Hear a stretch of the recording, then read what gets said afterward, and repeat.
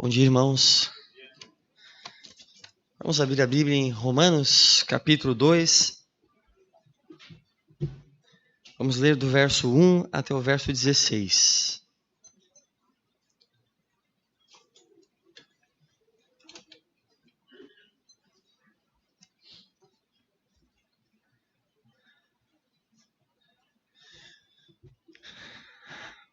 Diz assim a palavra de Deus: Portanto, és indesculpável, ó homem, quando julgas quem quer que sejas. Porque no que julgas ao outro, a ti mesmo te condenas, pois praticas as próprias coisas que condenas. Bem sabemos que o juízo de Deus é segundo a verdade contra os que praticam tais coisas. Tu, ó homem, que condenas os que praticam tais coisas e fazes as mesmas, pensas que te livrarás do juízo de Deus? Ou desprezas a riqueza da sua bondade, tolerância e longanimidade, ignorando que a bondade de Deus é que te conduz ao arrependimento? Mas segundo a tua dureza e coração impenitente, acumulas contra ti mesmo ira para o dia da ira e da revelação do justo juízo de Deus, que retribuirá a cada um segundo o seu procedimento, a vida eterna aos que perseverando em fazer o bem procuram glória, honra e incorruptibilidade, mas ira e indignação aos facciosos, que desobedecem à verdade e obedecem à injustiça. Tribulação e angústia virão sobre a alma de qualquer homem que faz o mal, ao judeu primeiro e também ao grego. Glória, porém, e honra e paz a todo aquele que pratica o bem, ao judeu primeiro e também ao grego. Porque para com Deus não há acepção de pessoas. Assim, pois, todos os que pecaram sem lei, também sem lei perecerão, e todos os que com lei pecaram, mediante lei, serão julgados. Porque os simples ouvidores da lei não são justos diante de Deus, mas os que praticam a lei hão de ser justificados. Quando, pois, os gentios que não têm lei, procedem por natureza, de conformidade com a lei, não tendo lei, servem eles de lei para si mesmos. Estes mostram a norma da lei gravada no seu coração, testemunhando-lhes também a consciência e os seus pensamentos, mutuamente acusando-se ou defendendo-se, no dia em que Deus, por meio de Cristo Jesus, julgar os segredos dos homens, de conformidade com o meu evangelho. Vamos orar. Senhor, te agradecemos mais uma vez por esse momento de adoração a Ti. Pedimos a Tua graça nesse momento através da exposição da Tua palavra, Pai. Tu és o Deus santo, justo, Tu és Deus grandioso, justos e verdadeiros são Teus caminhos. Nos colocamos diante do Senhor, queremos ouvir a Tua voz. Assim como no Salmo lido, na abertura pelo Jaércio, Senhor, uma vez falou o Senhor, 2 vezes eu ouvi, Senhor. Dá-nos prontidão para ouvir e para nos tornarmos praticantes da palavra para a glória do Teu nome, Pai. É o que te pedimos nessa manhã em nome de Jesus. Amém. Irmãos, Romanos, nós já temos visto no capítulo 1, a partir do verso 18, que Paulo começa um trecho de juízo, um trecho onde ele vai ter como um dos seus propósitos principais, o seu grande propósito, mostrar que todos têm necessidade do Evangelho de Deus. E no capítulo 1, ele começa retratando gentios barra pesada, devassos, pecam com mão erguida, pecam deliberadamente. E a sentença para eles é que eles são culpados e são indesculpáveis. Paulo menciona isso no verso 20, porque rejeitando o conhecimento de Deus que é dado pelas obras da criação, como diz no verso 18, eles detêm a verdade pela injustiça. Eles mudaram a glória do Deus incorruptível, verso 23 e no 25, mudaram a verdade de Deus em mentira. Eles rejeitam o conhecimento de Deus e assim também Deus traz o seu juízo, Deus traz a sua ira. Isso fica bem marcado nos versos 24, 26 e 28 pela palavra entrega. O Senhor entrega a imundícia, as paixões infames e uma disposição mental reprovável para praticarem coisas inconvenientes. Juízo de Deus no presente para esses. Ele menciona a idolatria e menciona pecados na área sexual, homossexualismo, como marcas do juízo de Deus no presente. No capítulo 2, Paulo vai usar um recurso retórico muito comum, dos gregos, que é a diatribe, que não é uma senhora, não é uma irmã, não é. A diatribe é um recurso pela qual Paulo cria um interlocutor imaginário e começa a fazer um diálogo com esse interlocutor. Mas nesse capítulo 2 também o apóstolo traz um juízo severo para eles, na verdade. Já começa com os dois pés. Portanto, és indesculpável. Já começa mostrando que esses do capítulo 2 também são indesculpáveis, são culpados diante de Deus, estão submetidos também ao juízo de Deus. A diferença dos do capítulo 2 para os do capítulo 1 é que no capítulo 1 o juízo já se manifesta no presente, eles já recebem no presente, tanto pela idolatria e pela própria prática sexual pervertida, a homossexualidade, a inversão da natureza, já é considerado no capítulo 1, já é tratado aqui como sendo a própria manifestação do juízo de Deus no presente. E os do capítulo 2, a ênfase no juízo ela está jogada mais para frente. É um juízo que vem, não que não recebam um juízo no presente de alguma forma, mas a ênfase é mais no porvir. Olha o verso 3. Pensas que te livrarás do juízo de Deus? É um juízo que vem. E no verso 5, a turma do capítulo 2 acumula ira para o dia da ira e da revelação do justo juízo de Deus, uma referência ao juízo final, um juízo vindouro, uma ira que vai ser manifestada no futuro, no porvir. Uma outra diferença sobre desses dois grupos, os do capítulo 2 e do capítulo 1, é que os do capítulo 1, olharmos o verso 32, eles fazem o mal e aprovam os que assim procedem. Eles apoiam os que estão fazendo a mesma coisa. Eles são coerentes nesse sentido, né? Mas os do capítulo 2, verso 1, já na sequência, eles fazem o mal e reprovam os que assim procedem. O que mostra uma grande hipocrisia desses do capítulo 2. Então, quem serão esses do capítulo 2? Quem é esse interlocutor que Paulo está dialogando aqui? Os nossos irmãos aí do passado e os que estudam esse trecho, e eles se dividem em dois grupos, há duas correntes, né? A primeira que diz que são gentios, né? Gentios, gente boa, gentios moralistas. Porque se no capítulo 1 Paulo tratou dos gentios barra pesada, que pecam mesmo, não estão nem aí, né? Os do capítulo 2, eles já são ponderados, de certa forma, porque alguém que escutou a crítica do capítulo 1 vai dizer, mas esse capítulo 1 está incompleto, nem todo gentio, nem todo aquele que não é judeu, né? Ele é assim, tão devasso, tão alavonteia aí.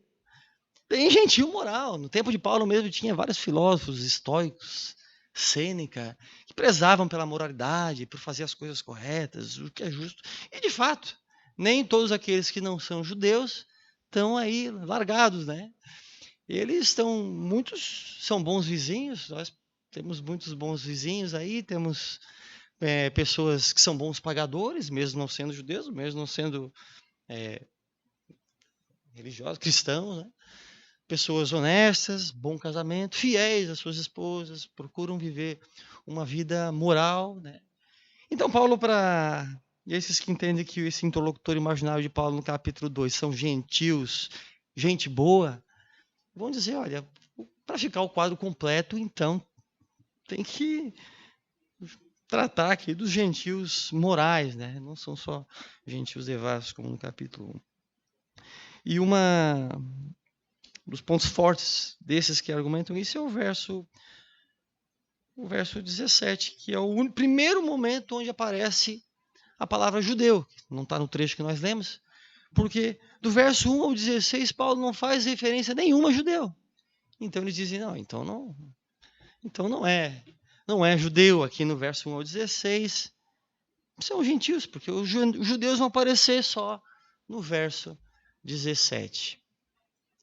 Agora, os que entendem que são judeus, aqui, já no capítulo 2, mesmo sem aparecer o nome judeu, eles vão fazer essa leitura e vão dizer, mas o quadro que Paulo pintou aqui é de judeu. Ele vai citando pecados que são de judeus, são específicos, né?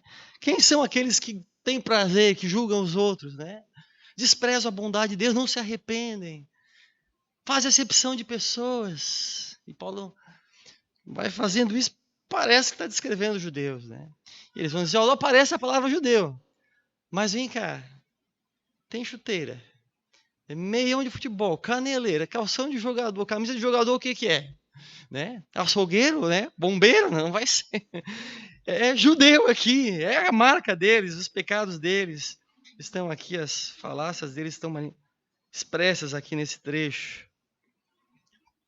E, de fato, parece realmente que você faz uma leitura cuidadosa, parece que Paulo está preparando aí e jogando e mostrando, e de certa forma ele quer está já começando a sua denúncia aos judeus morais, né? Os judeus são morais, já por definição, né? Mas parece também que meio que por tabela, né? Meio de incidentalmente, o apóstolo está incluindo os gentios morais também, né? Não quero trazer uma posição conciliatória aqui nesses dois grupos, mas os gentios também, de certa forma, podem ser incluídos nesse grupo e serem considerados também, tá nesse pacotão desse interlocutor imaginário do apóstolo, no alvo da crítica dele, que ele já começa dizendo, chamando por tu, ó homem. Os gentios sim estão incluídos. E a mensagem dessa manhã, eu queria... O título dela é o juízo, o justo juízo de Deus. Eu estou dividir ela aqui em 3 partes, do verso 1 até o verso 5. São 3 partes, 3 características, 3 marcas do juízo de Deus. Do verso 1 ao 5 é a inevitabilidade. O juízo de Deus é inevitável. Do 1 ao 4, desculpa. Do verso 5 até o verso 11, o juízo de Deus é justo. Do verso 12 até o verso 16, o juízo de Deus é imparcial. 3 pontos. Podia ser 5, né? Porque verso 2 fala sobre o juízo de Deus é a segunda verdade. Poderia também ser um outro ponto aqui. O juízo de Deus é verdadeiro. E no verso 12 tem uma referência ali ao que a gente vai ver da proporcionalidade. O juízo de Deus também é proporcional. Mas esses 2 pontos, para não ficar toda hora 5 pontos, né? Eu vou embutir aqui no pacote, vai ficar 3 pontos, uma pregação bem trinitária para nós essa manhã. O juízo de Deus é inevitável. Verso 1 ao 4. És indesculpável, ó homem, quando julgas quem quer que sejas, porque no que julgas ao outro, a ti mesmo te condenas, pois praticas as próprias coisas que condenas. E Paulo já abre esse trecho falando de uma fraqueza característica do homem caído, da nossa natureza corrompida, que é criticar os outros, né? Nos eximir, com exceção de nós mesmos, né? Criticamos os outros, somos tão intransigentes, tão severos, tão duros, tão pesados, né? Implacáveis nos nossos juízos com relação aos outros, mas quando se trata de julgar a nós mesmos, a gente quer misericórdia, condescendência, aquela autocomiseração, né? Clemência, né? É típico da natureza caída, e se a gente olhar o registro lá de Gênesis, já no comecinho, o homem pecou e quando Deus vem na direção deles, é sempre Deus vindo na direção dos pecadores. Porventura comeste da árvore, do fruto que... E Adão, Olha aí passando a bola para o outro. Não, é a mulher que tu me deste. E a mulher, não, foi a serpente aí, né? E a batata quente queimou na mão da serpente, né? Talvez eles foram inventores dessa brincadeira da batata quente, né? Chegou na mão da serpente, não tinha mais muito como se defender aquela brincadeira, né? A culpa é minha, eu faço o que eu quero, jogo para quem eu quiser, né? É típico da nossa natureza caída, do coração pecador já desde a queda. Mas quando a gente pensa no juízo aqui, nós temos que tomar muito cuidado, porque juízo não é somente julgar ou estabelecer um juízo, né? O ponto aqui é que esses judeus estavam trazendo uma sentença já condenatória para os gentios, para os outros, para os demais. Estavam condenando já, não era nem julgar, era já condenando. Muitas vezes condenando só porque eram gentios, né? Sem critério, sem base. E, na verdade, nós cristãos temos... A Bíblia nos chama para julgarmos, né? Nos chama forte para isso. Jesus nos diz para nós julgarmos segundo a reta justiça. João 7. Devemos julgar, verso 24. Né? Efésios, capítulo 5. Paulo fala para não sermos cúmplices das obras infrutíferas das trevas. Nós temos que reprovar. Porque se nós não reprovar, se nós não julgarmos segundo a reta justiça, nós seremos cúmplices, coniventes com os pecados. Né? Paulo mesmo, basta ler as epístolas. Coríntios, tem um problema interno ali, que está faltando disciplina, está faltando... E ele diz, mas como é que é essa história aí? Como é que é? Não tem... Vocês têm que julgar, vocês não... Tem que lançar fora, tem que tratar isso, tem que resolver. Não há... Né? Vocês não têm juízes entre vós? Como é que explica? No capítulo 6 também de Coríntios, ele tem um problema que já é de irmãos levando para a justiça comum as coisas aqui. E Paulo diz, mas como que vai levar para a justiça? Vocês não têm juízes aí para resolver esse problema entre vocês. Vocês vão julgar os anjos, vocês vão julgar o mundo, que vocês não conseguem resolver esses problemas, não julgam, não tratam. Para vergonha vou digo, Paulo diz, né? Não há, porventura, ao menos um sábio entre vós que possa julgar no meio da irmandade. Nós somos chamados para julgar, mas julgar segundo a reta justiça, e o juízo segundo a reta justiça visa sempre corrigir, transformar e a glória de Deus, né? Mas esse juízo aqui é um juízo que já vem como sentença condenatória, já vem já para destruir. E o verso 2, ele não está nesse sanduíchezinho entre o verso 1 e o verso 3, não está num sanduíche meio... o que veio na cabeça de Paulo, sem mais nem menos. Olha o verso 2. Passa meio batido para nós, mas Paulo diz... Bem sabemos que o juízo de Deus é segundo a verdade contra os que praticam tais coisas. Por que Paulo fala isso? Esses camaradas do verso 1 estão julgando baseando-se na sua justiça própria falida, julgando a partir do que vê, e essa justiça humana é sempre falha, sempre indigna, muitas vezes indigna, falha, corrompida, egoísta. Aí no verso 2 Paulo diz, mas espera lá, vocês estão tão rápidos para julgar os outros, não esqueçam, a justiça de Deus é segundo a verdade.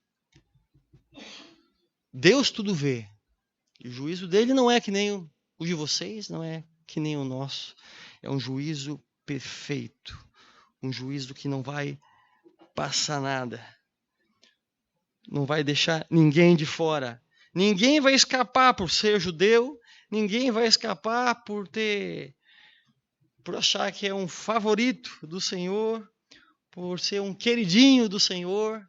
Ninguém vai escapar diante do juízo de Deus, juízo vindouro, juízo que vem.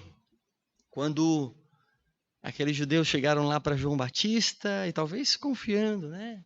Somos descendência de Abraão, somos o povo que Deus privilegiou, o povo escolhido de Deus, o povo o povo chamado, o povo que o Senhor tem separado para honrar, para exaltar.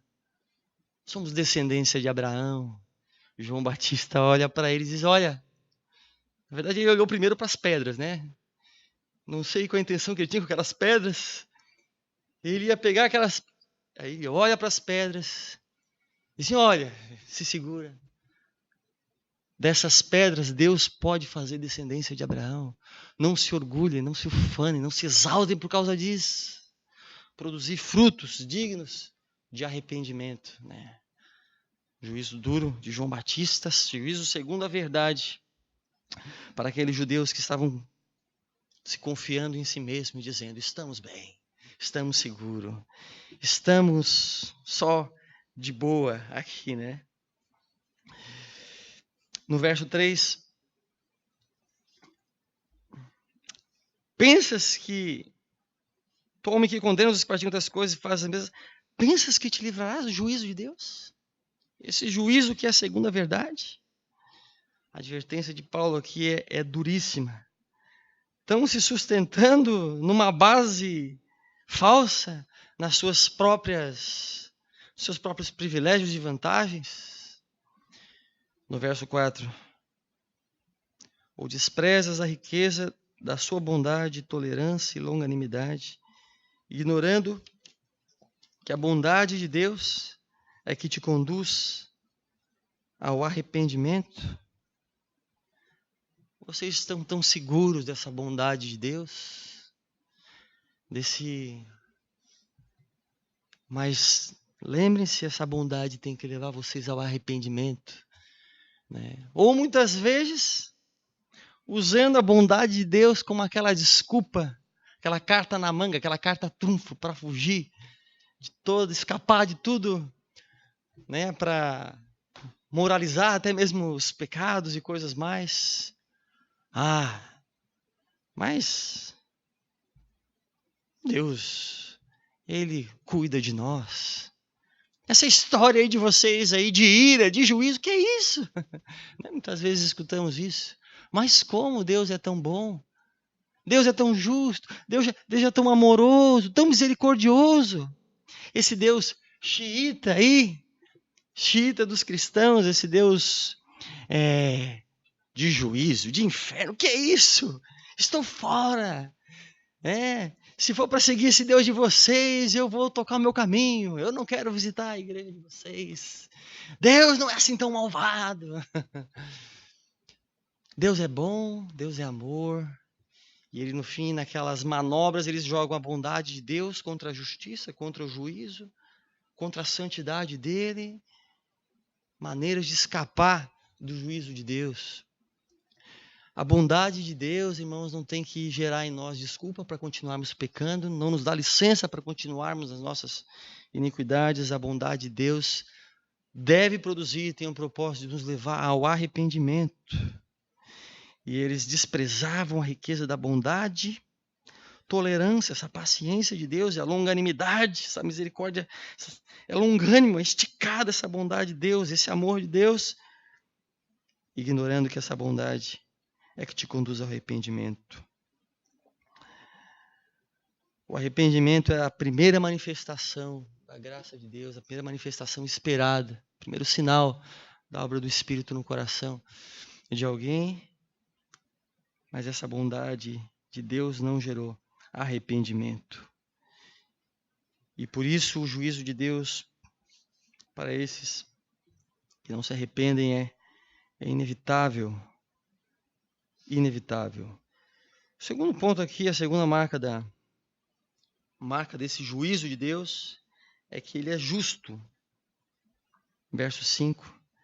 Segundo a tua dureza, coração impenitente, acumulas contra ti mesmo ira para o dia da ira e da revelação do justo juízo de Deus. Coração do homem aqui, no verso 5. Coração, ele não é somente o centro da nossa personalidade, das nossas emoções, afetos, ele também é a sede do pecado. E dureza e impenitência, essa atitude de cabeça oca, de não cabeça dura, né? São atribuídas, são aplicadas ao coração. Coração duro e impenitente. No capítulo 1, no verso 21, Paulo já também menciona, na parte final, aqueles que o coração é insensato, nécio, coração obscurecido. E, de fato, o problema do homem é muito mais do que um problema intelectual, de entendimento, em termos de uma mente, no que se refere a esse entendimento. O problema do homem é um problema do coração. Alguém disse que o coração do problema é o problema do nosso coração, né? O problema está no coração. É preciso cuidar do coração. Tratar o coração. Clamar a Deus. A palavra de Deus é viva e eficaz, é cortante. Divide alma e espírito. Penetra até é apta para discernir pensamentos e propósitos do coração. Temos que nos expor sempre à palavra de Deus. É a palavra de Deus que vai tratar, que vai quebrar o coração, que vai impedir que o nosso coração endureça. Aqui tem um sentido da palavra dureza, vem de um termo que é esclero. O coração fica esclerosado espiritualmente, né, de alguma forma. Quando o autor de Hebreus, capítulo 3, ele fala também sobre o perigo do engano do pecado. Ele diz, meus irmãos, tende cuidado, jamais aconteça ver qualquer de vós perverso coração de incredulidade. Não haja esse perverso de coração de incredulidade que vos afasta do Deus vivo. E aí ele recomenda uma maneira de impedir um coração incrédulo, coração impenitente, coração perverso, tratar, julgar pela palavra de Deus. Ele diz assim, pelo contrário, exortai-vos mutuamente, exortação mútua, convívio com os irmãos, exortai-vos mutuamente, durante o tempo que você mais chama hoje, a fim de que nenhum de vós seja endurecido pelo engano do pecado. Endurecido pelo engano do pecado. E o engano do pecado endurece o coração. Coração duro e impenitente. Que o Senhor trate, né? Devemos cuidar, né? Muitas vezes não é só o acúmulo de informação, tudo isso para a glória de Deus, mas não podemos vacilar no coração, porque Ele é fonte, Ele é sede, dele procedem maus desígnios, como disse Jesus. Reagir à bondade de Deus. A bondade de Deus vem, Deus manifesta o seu amor, a sua graça, e só há duas direções a tomar. Alguns, o coração endurece. Outros, o coração é quebrantado, contrito. Assim como o sol vai derreter a manteiga, né? O sol também ele endurece o barro. Que o nosso coração seja molinho, coração quebrantado, espírito de humilhação sempre. Não confie no seu coração, submeta ele à palavra de Deus, se humilhe diante do Senhor, e a bondade dele deve nos conduzir a arrependimento, reconhecimento de que somos pecadores necessitados da sua graça. Que a bondade dele não nos conduza ao endurecimento. E no verso 6, justo contra ti, acumulas contra ti mesmo ira para o dia da ira e da revelação do justo juízo de Deus, que retribuirá a cada um segundo o seu procedimento. Interessante o verso 5 no finalzinho, esse justo juízo de Deus, o dia da ira, o dia da revelação do justo juízo de Deus, é o mesmo evento, né? Nesse dia do juízo, um dia que vem, é também o dia onde o Senhor vai revelar a sua justiça. Deus vai tornar manifesta a sua justiça. Final do verso 5. E então, no verso 6, retribuirá a cada um segundo o seu procedimento. Segundo o seu procedimento. É o princípio da justa retribuição, que é necessário, que é também a base e fundamenta a própria justiça. Fundamenta a própria justiça, até porque Deus é justo e o juízo dele se baseia na verdade, como a gente vê no verso 2. Retribuir a cada um segundo o seu procedimento. Talvez alguns já estejam meio assustados, mas calma aí, que história é essa? Retribuir segundo o seu procedimento. Eu sempre pensei que Deus justificava o pecador, salvava o pecador por graça, por fé. E agora tu vem falar sobre justa retribuição. Retribuir segundo o seu procedimento. Pelas obras, pela conduta, pelos atos de cada um. Que história é essa? Está falando sobre alguma espécie de salvação por obras? É isso? É óbvio que não, né, irmãos? De maneira nenhuma. Não podemos esquecer que esse trecho aqui é um trecho de julgamento. Paulo está apresentando o juízo de Deus, né? Não está falando sobre salvação. A salvação é pela graça, mediante a fé. Mas o juízo de Deus vai ser pelas obras. O Senhor vai julgar cada um dos nossos atos. Vai julgar toda a nossa vida, nossas obras, nossos feitos, inclusive nossas motivações. Do verso 7 ao verso 10, Paulo vai explicar mais ou menos como é que funciona esse processo aí do justo juízo de Deus, que será baseado naquilo que fizemos. Paulo vai explicar. E o que ele faz? Entre os versos 7 ao 10, ele vai mostrar dois caminhos, vai apresentar duas alternativas, dois lados. E nessas duas alternativas ele vai apresentar, não sei se os irmãos conseguiram perceber, em dois paralelos, vai apresentar em dois momentos meio que repetindo, né? O primeiro paralelo no verso 7 e 8, o segundo no verso 9 e 10. São duas alternativas e dois paralelos, e em cada um desses paralelos, em cada um desses momentos, ele vai apresentar três elementos ou três diretrizes que vão, de certa forma, alinhar esse juízo de Deus. Primeiro tem a ver com o objetivo. O objetivo é aquilo que nós procuramos nessa vida, o alvo supremo da nossa vida.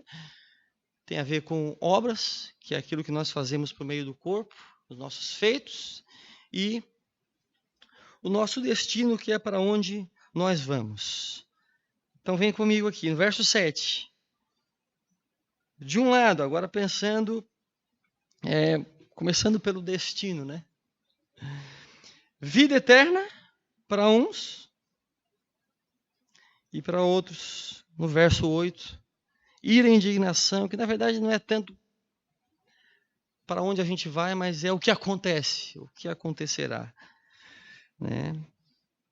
E o objetivo,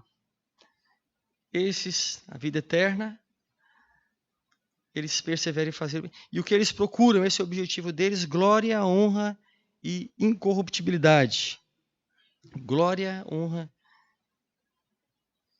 incorruptibilidade. Glória é a própria manifestação de Deus. Honra é a aprovação de Deus. Incorruptibilidade ou imortalidade é a alegria da presença de Deus. A vida incorruptível e eterna, o prazer dela é a presença de Deus. Esse é o grande desejo, o principal desejo. Esse de um lado, o objetivo é esse. Do outro lado, verso 8, o que eles procuram está marcado pelos facciosos.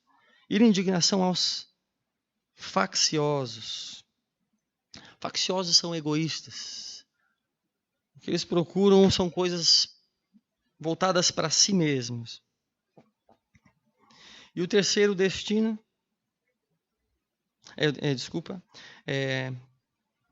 as obras de cada um. O verso 7, perseverando em fazer o bem. A obra desses, eles perseveram em fazer o bem. Eles buscam E o do verso 8, eles insistem, seguem uma vida de desobediência, desobedecem à verdade e obedecem à injustiça. A vida deles é guiada dessa forma. É muito interessante também pensarmos na perseverança em fazer o bem, porque a perseverança é uma marca dos filhos de Deus. Os filhos de Deus não são aqueles que não pecam, né?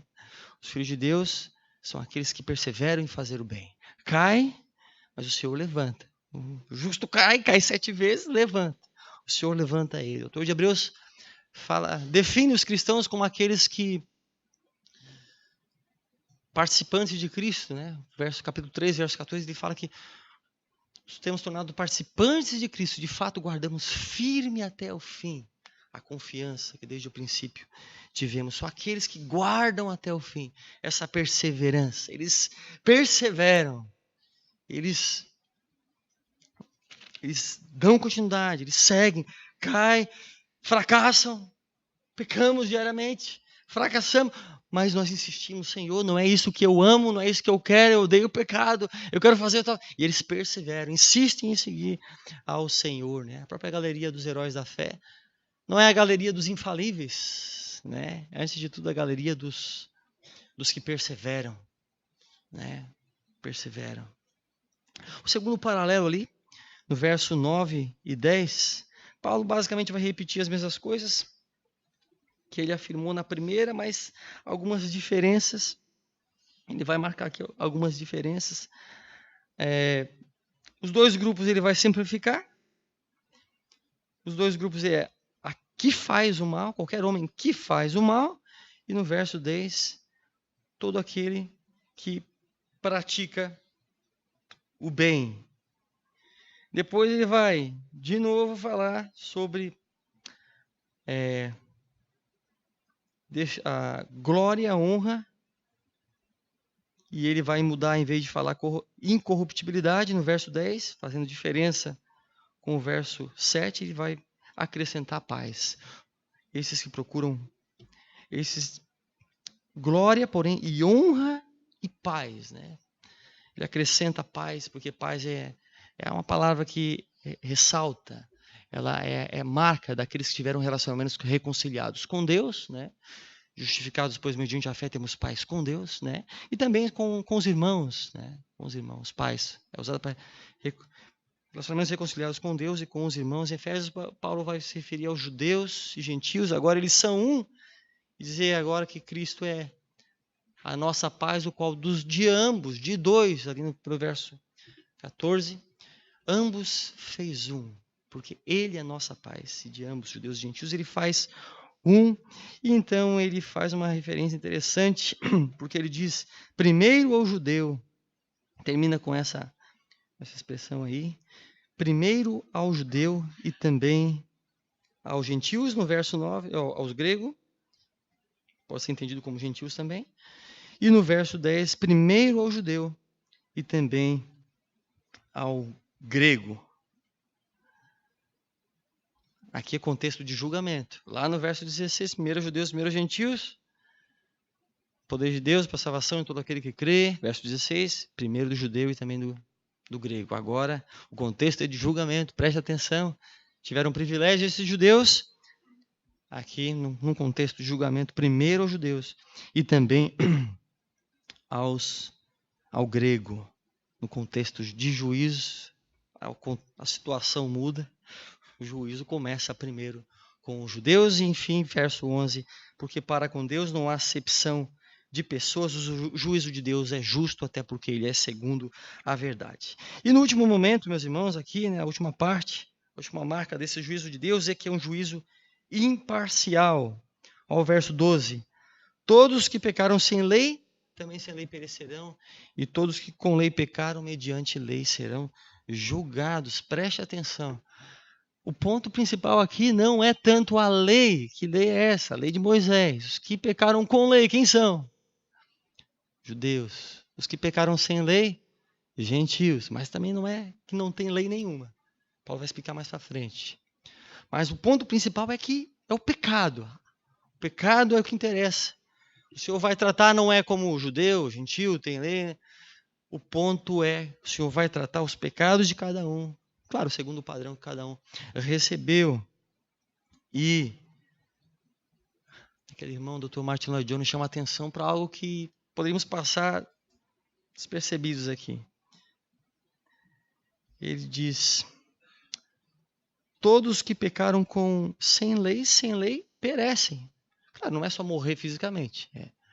É a punição da morte. A morte é forma de punição e vão ser punidos, sim. Mas olha só, os que com lei pecaram, eles não perecem. Eles serão julgados. E esse irmão, Dr. Martin Lloyd Jones, diz que não podemos passar batido por aqui sem prestar atenção nessa palavra julgamento. Por que Paulo menciona julgamento para os judeus, mas não e menciona para os gentios só apenas perecer?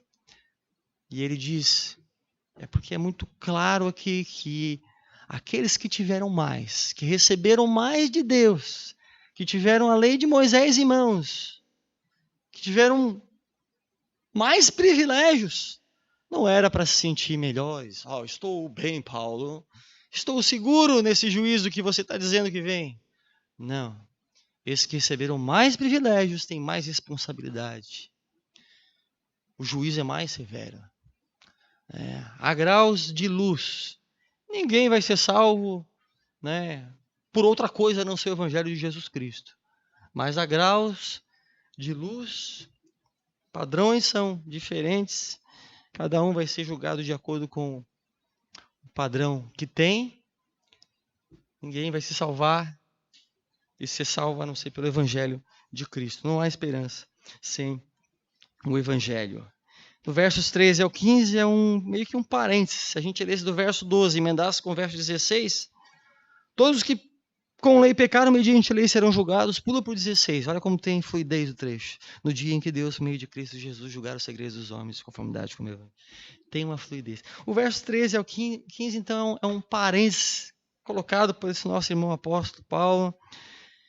No verso 13 ele faz uma crítica severa aos judeus. E no verso 14 e 15 ele vai explicar aquela lei, aquele padrão dos gentios.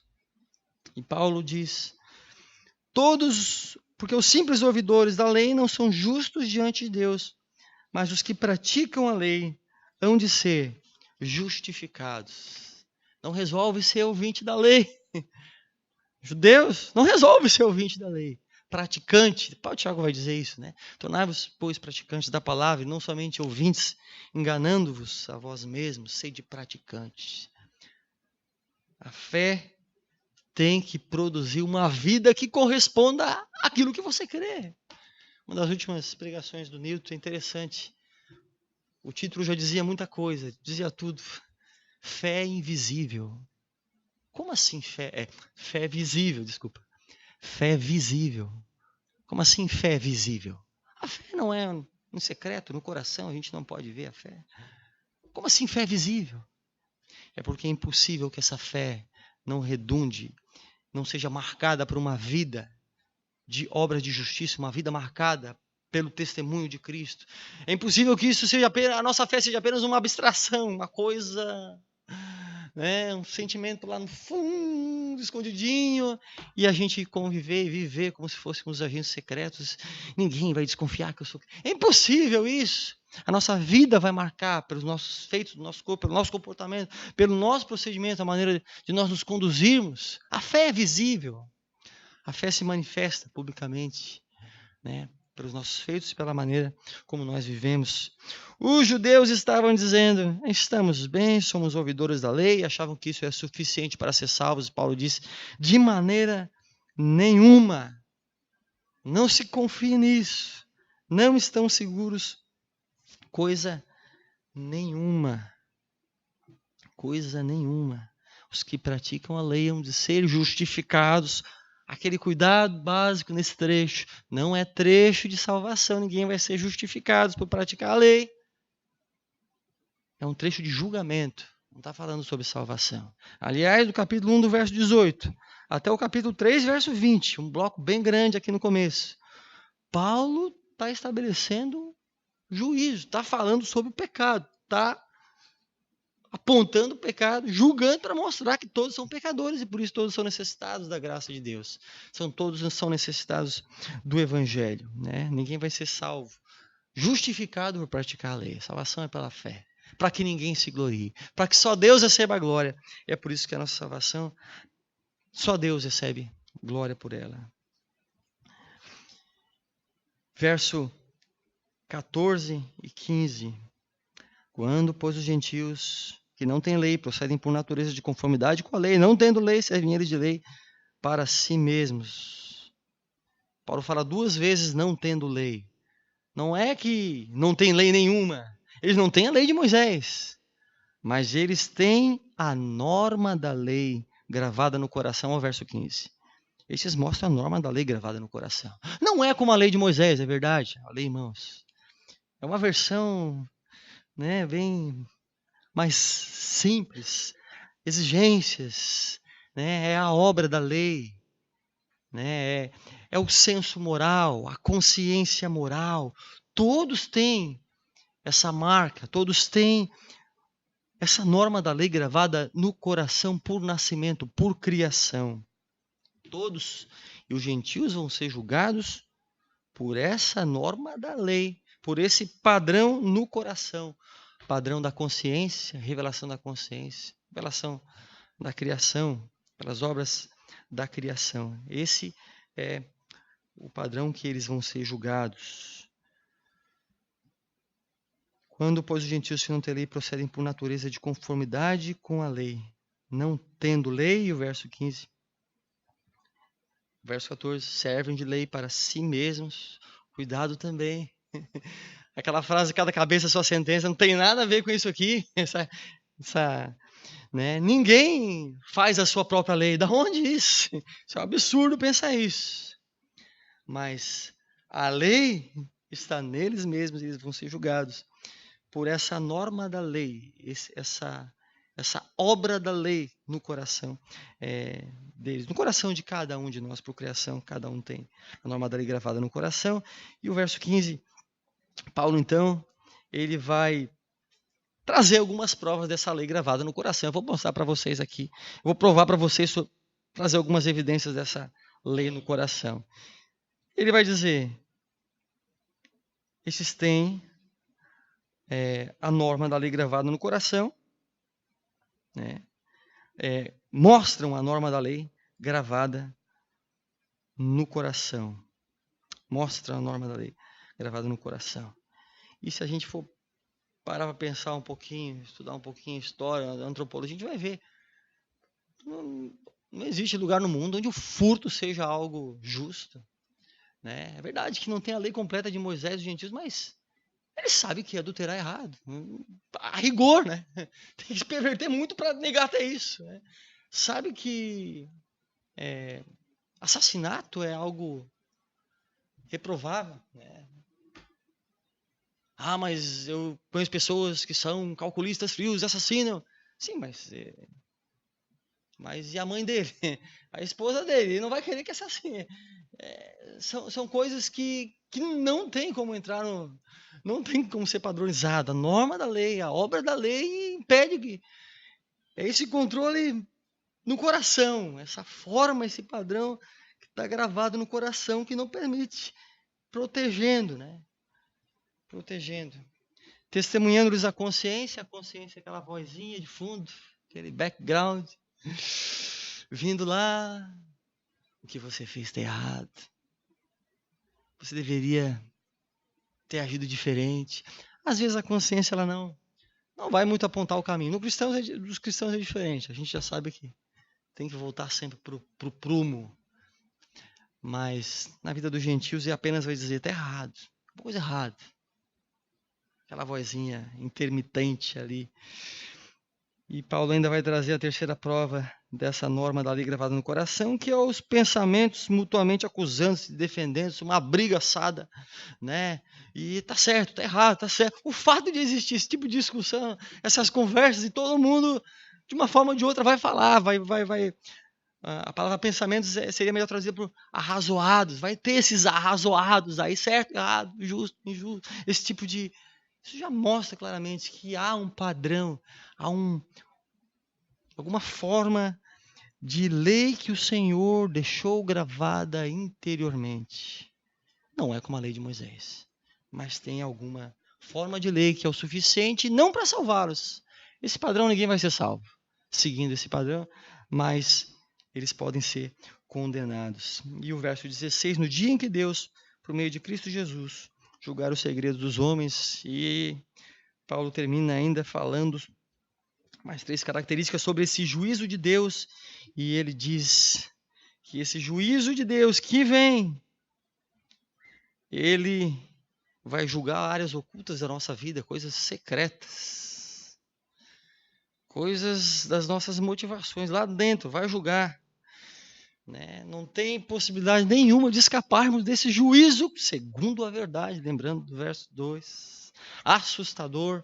Me lembro uma vez que eu escutei uma mensagem do falecido Dr. Russell Shedd, onde ele falava que no dia do juízo final vai descer um telão mais ou menos assim, e vai passar a nossa vida toda, inclusive pensamentos, motivações, intenções. Foi um apavor, a gente expôs na época, pastor de jovens e adolescentes lá no Campeche, os adolescentes entraram em pânico, mas como? O Senhor não perdoa pecados, e como é que essa história toda aí? O que vai ser de nós? Nós estamos perdidos. Se passar tudo isso que está no nosso coração, que terror, não?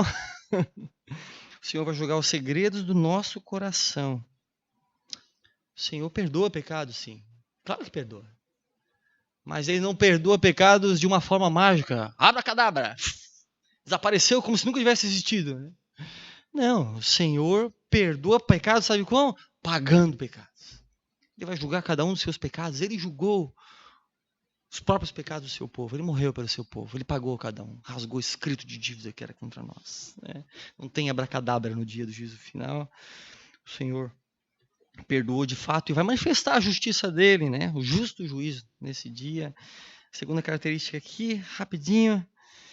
Ela se realiza mediante Cristo Jesus. Porque o Pai lhe confiou todo o julgamento. Jesus mesmo disse, e o Pai ninguém julga, mas ao Filho confiou todo o julgamento. E é interessante como até mesmo os muçulmanos islâmicos, né? Eles creem que Cristo é um profeta, que Jesus é um profeta. E por ironia do destino, sabe quem vai abrir o grande juízo para os islâmicos muçulmanos? É Cristo. Ele é o que vai fazer a abertura desse juízo final para os islâmicos. Mas como, né? Coisa impressionante até. A gente não precisa escutar os islâmicos. A Bíblia fala claramente que o nosso juiz é o nosso Senhor Jesus Cristo. E Ele vai julgar os homens de conformidade com o meu evangelho. Que evangelho? O evangelho de Paulo.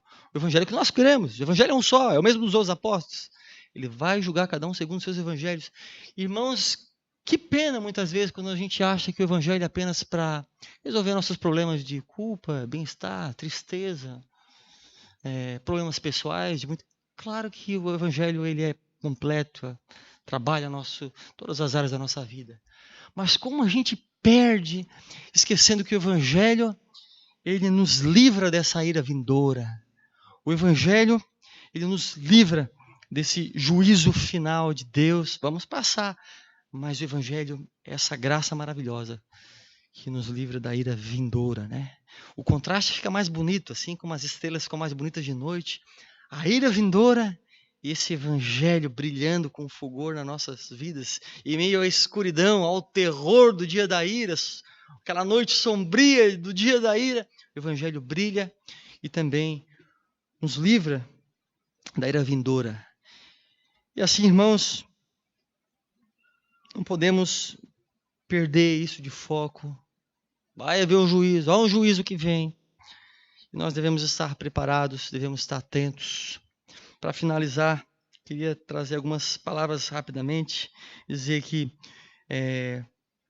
esse trecho nos traz um impulso para a evangelização, nos motiva a evangelizar para a igreja, porque a consciência do outro é a nossa aliada.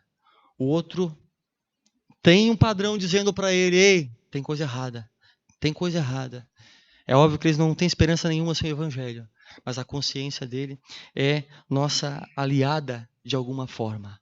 Aquela pessoa que você acha que, aquele é tão bom que só falta ser crente. Está faltando tudo. Essa pessoa está precisando da esperança do Evangelho. Talvez está pulsando lá dentro uma consciência. Põe o Evangelho. Expõe o Evangelho da graça de Deus para essa pessoa. Porque senão ela não vai ter a menor chance de permanecer diante do juiz sem o Evangelho de Cristo. Verso 4, meus irmãos. Por mais que seja um trecho de juízo fortíssimo, pesado, um juízo que vem, o verso 4 fala sobre a bondade maravilhosa de Deus, a graça de Deus. E essa bondade de Deus deve nos conduzir ao arrependimento. Esses aqui usaram a bondade de Deus para se endurecer, armazenando, entesourando ira para o dia da ira e esquecendo da riqueza da graça de Deus.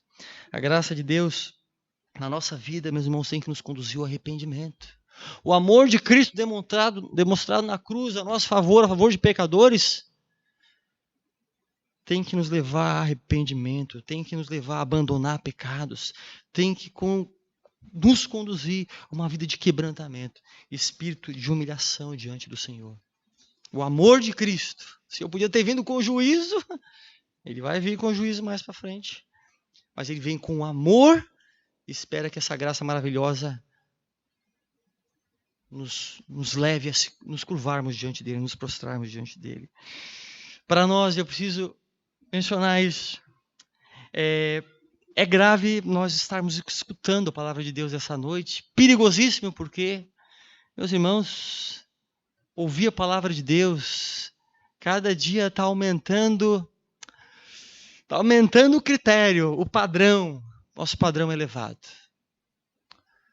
Os gentios têm um padrão inferior, um padrão mais... A revelação deles é pela natureza, é pela consciência. Até mesmo os judeus, que foram tratados com tanta força, eles tinham a lei de Moisés. Meus irmãos, nós temos o padrão mais elevado e excelente que o Senhor nos deu, o Evangelho de Jesus Cristo. O Senhor está requerendo responsabilidade e compromisso sério. Se para os judeus, quando Jesus disse, Sodoma vai ser tratada com menos rigor do que para vocês, judeus aí, eles só tinham a lei de Moisés. Com mais rigor vai ser a nossa responsabilidade, o nosso juízo, porque o nosso padrão é elevado, é Jesus Cristo. E outra coisa é ficar escutando a palavra de Deus e não deixar que o Senhor, e não se humilhar diante, se render ao Senhor, pode ser acúmulo de coisa ruim pela frente. Não pense que boas obras não são importantes. Efésios diz que elas são o caminho pelo qual nós trilhamos. Somos feituras dele, criados em Cristo Jesus, para boas obras a qual Deus preparou para que andássemos por elas. Siga passo a passo os teus degraus. Eu vou mais devagarzinho, Vocês vão passo a passo, são as boas obras que Deus preparou para que andássemos por elas. E o que é maravilhoso também, no trecho que o João leu para nós aqui, como é maravilhoso, tudo aquilo que fazemos, de uma forma ou de outra, vai refletir em Cristo. As nossas melhores obras, obras de justiça, que devemos buscar e sermos mestres de boas obras, elas vão refletir em Cristo. Porque o filho vai perguntar, mas como? Os justos vão perguntar, mas como? Quando que nós te assistimos? Quando te demos pão? Quando que te demos posada? Quando que te demos comida? Todas as vezes que fizeste um dos meus pequenos, fizeste para mim. As nossas obras, de certa forma, em última instância, estão redundando em glória para Cristo. É Cristo quem as recebe. E Ele é o destinatário final delas. Por criação, Deus gravou essa norma da lei em todas as pessoas.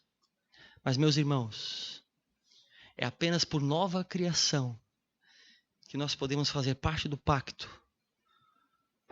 É apenas por nova criação, como Jeremias, Hebreus também 8, Jeremias 31. Porque esta aliança que farei com eles depois daqueles dias, no seu coração imprimirei as minhas leis, sobre a sua mente as inscreverei. A lei de Deus é gravada com fogo e brasas no coração, pelo Espírito nos selando. é na nova aliança, é no pacto. E por último, esse dia do julgamento, preciso trazer uma palavra de conforto, de ânimo. Pensei naquilo que eu mais poderia trazer para animar os irmãos. Porque ninguém fica tranquilo quando vê as suas obras expostas aqui. Somos cristãos e às vezes, Senhor, podia poupar, né? Podia ficar sem esse dia de juízo vindouro aí terrível. Aquela sensação triste, né? Desesperadora, como nossas obras. Mas, irmãos, em primeiro lugar, o juiz é o nosso Salvador. Aquele que morreu na cruz, Jesus Cristo, justo, que é o nosso Salvador, ele também é um juiz. Vou tentar animar vocês com o Evangelho de Cristo, né? O juiz é o nosso Salvador. Os feitos do nosso corpo não serão para nos envergonhar, para nos humilhar, para mostrar que nós não somos um lixo. Muito pelo contrário. Os feitos do nosso corpo no dia do juízo final serão para vindicar, ressaltar a justiça de Deus. E nós devemos confiar nele, nos alegrar nele nesse dia. Apocalipse 15. Justos e verdadeiros são os teus caminhos, ó Rei das nações. Quem não te temerá? Quem não te glorificará? Só o teu nome é santo. Todas as nações virão e adorarão diante de ti, porque os teus atos de justiça se fizeram manifestos. Se é manifestada a justiça de Cristo nesse dia, né? E aquela sensação terrível de que nós não fazemos nada. A hora para se arrepender, a hora para buscar. Busque graça de Deus. Ame a Cristo de todo o coração. E talvez uma das pistas na leitura de Mateus 25 é: ame as pessoas, ame os outros, invista em pessoas. O que você faz com o seu tempo, o que você faz com o seu dinheiro, o que você vai fazer nas férias, o que você vai fazer, o que você pensa do futuro, onde está seu coração? A dica é: ame a Deus, ame a Cristo e ame pessoas, porque pessoas são eternas. E parece que a turminha de Mateus 25, ela não estava tão preocupada em fazer boas obras, estava muito preocupada em amar Cristo, amar os irmãos, e foram abençoados dessa forma tão linda, como a gente pôde ver na leitura de Mateus 25, 31 a 46. Vamos orar. Senhor, nós te agradecemos por essa manhã. Senhor, esse dia onde nós te adoramos, nos reunimos para declarar a tua justiça. Tu és o Rei, tu és o Senhor, tu és aquele que vem. Tu vem como o juiz, tu vem como o Senhor, tu vem com poder e grande glória. Ó Deus, tememos o Senhor, mas esse dia não nos vai pegar desprevenidos.